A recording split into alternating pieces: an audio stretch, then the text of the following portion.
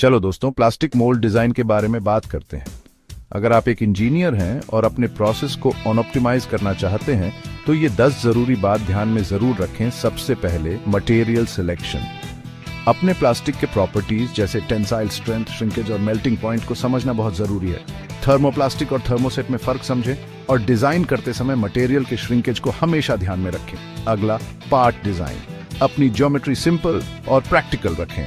Uniform wall thickness warping और shrinkage को रोकने के लिए जरूरी है। पार्ट को आसानी से निकालने के लिए ड्राफ्ट एंगल्स डालना न भूलें और अंडरकट्स से बचें या साइड कोर्स जैसे मैकेनिज्म प्लान करें। Tip number 3, mould type selection.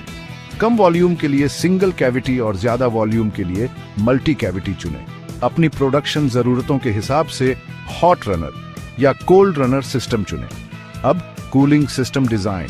अच्छे कूलिंग चैनल्स यूनिफॉर्म कूलिंग और कम साइकिल टाइम देते हैं। बेहतर परफॉर्मेंस के लिए कूलिंग सिस्टम मटेरियल और लेआउट ध्यान से चुनें। अब इजेक्शन सिस्टम की बारी। पार्ट को अच्छे से निकालने के लिए एक अच्छा डिजाइन किया हुआ सिस्टम जरूरी है, जैसे इजेक्टर पिन्स या स्लीव्स। ओवर इजेक्शन और पार्ट डैमेज से बचने के लिए ध्यान से प्लान करें। गेट डिजाइन अगला है।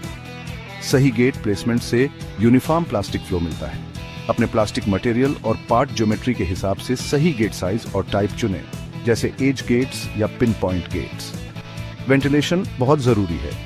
सही वेंटिंग एयर ट्रैप्स को रोकती है, जिससे मोल्ड पूरी तरह भरता है और डिफेक्ट्स कम होते हैं। वेंट साइज को ऑप्टिमाइज करें ताकि हवा निकल सके और प्लास्टिक लीक ना हो।